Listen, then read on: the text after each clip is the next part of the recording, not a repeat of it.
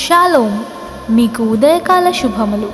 అనుదిన వాక్య ధ్యానం డైలీ బ్రెత్కు మీకు స్వాగతం. Praise the lord. ఈ దినము కొరకు సిద్ధపరచబడిన దేవుని వాక్యము యెషయా గ్రంథము 66వ అధ్యాయము 2వ వచనం. ఎవడు దీనుడై నలిగిన హృదయం గలవాడై నా మాట విని వణుకుచుండునో వానినే నేను దృష్టించుచున్నాను. For the all those things had made, and all those things have been, said the Lord, but to his man will I look, even to him that is poor and of a contrite spirit, and trembleth at my word. ప్రభునందు ప్రియులారా, ముందుగా మీకు హృదయపూర్వక వందనములు తెలియచేస్తూ ఉన్నాను. ప్రవక్త యెషయా ద్వారా దేవుడు పలుకుతున్న పలుకులు చాలా జాగ్రత్తగా ఆలకించాలి. మన ప్రభువు మహోన్నతుడు, మహాబలాఢ్యుడైనటువంటి సృష్టికర్త, విశ్వాన్ని సృజించినటువంటి వాడు. నోటి మాట చేత సృజించి మానవుని తన స్వహస్తంతో రూపించినటువంటి దేవుడు ఆయన. ఈ విశ్వమంతా కూడా కలిసినా దేవుని దృష్టిలో చాలా స్వల్పమండి. అందుకని ఇక్కడ అంటున్నాడు, ఆత్మ సంబంధమైనటువంటి ఆలయాల్లో నేనుంటాను, అయితే ఎవరు నా మాట విని వణుకుతూ ఉంటారో వారిని నేను దృష్టిస్తున్నాను అనేటువంటి మాట మాట్లాడుతున్నాడు. అంటే దేవుని దృష్టి ఎవరిపై ఉంటుందో తెలుసా అండి?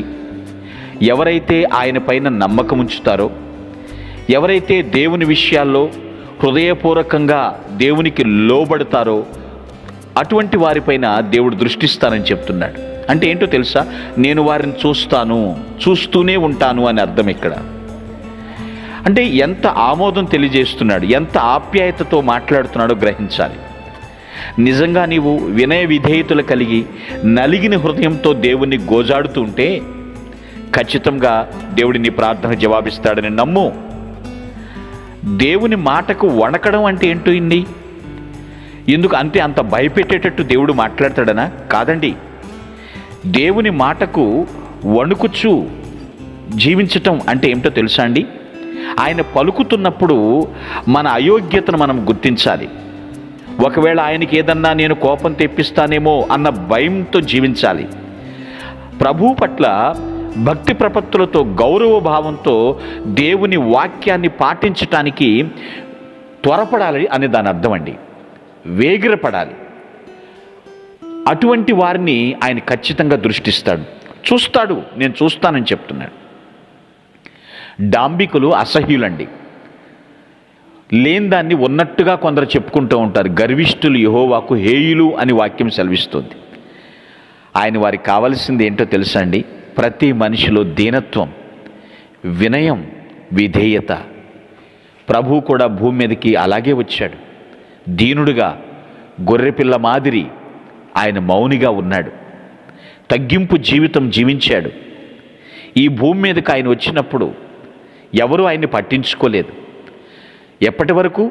ఆయన పునరుద్ధానం అయ్యేంత వరకు కూడా ఆయన శక్తి సామర్థ్యాలు ఎవరు గ్రహించలేకపోయారు. అందుకే అంటున్నాడు, ఎవరు దీనులుగా ఉంటారు, ఎవరు నలిగిన హృదయం కలిగి ఉంటారు, ఎవరు నేను పలుకుతుంటే గడగడ వణుకుతూ నన్ను సేవిస్తారో, సంతోషిస్తారో వారిని నేను దినమెల్లా చూస్తాను, ఎప్పటికీ కూడా వారి పక్షము నేను నిలబడతానంటున్నాడండి. ప్రియ దేవుని బిడ్డ, వణుకుతున్నావా లేదా గర్విస్తున్నావా? దేవుని సన్నిధిలో విరిగి నలిగిన హృదయంతో ప్రార్థిస్తున్నావా? లేదా పరిసయ్యుడి వలె నాకేంటని రొమ్ము విరిచి మరి డాంబికంగా జీవిస్తున్నావా? మన ఆయుష్కాలం ఏపాటిదండి? సర్వసృష్టికర్త అయిన మన రక్షణకర్త దేవుడు, మనల్ని ఆదరించే ఆదరణకర్త. ఆయన దృష్టించేటట్లుగా వినయ విధేయతలతో దేవుని యందు విశ్వాసం ఉంచుతూ ఆయన వాక్కుకు భయపడదాం, ఆయన మాట విందాం. మన అయోగ్యత ఏదైనా ఉంటే గుర్తించి తొలగించుకుందాం.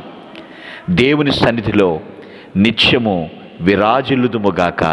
ఆమేన్. మీ కొరకు ప్రార్థించుటకు మేమెల్లప్పుడూ సిద్ధం.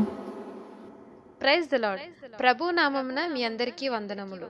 ఈ మా సందేశముల ద్వారా మీరు ఆశీర్వదింపబడినట్లయితే మీ తోటి వారికి షేర్ చేసి దేవుని రాజ్య సువార్తలో మీరు కూడా పాలుభాగస్తులు కావాలని ఆశిస్తున్నాం.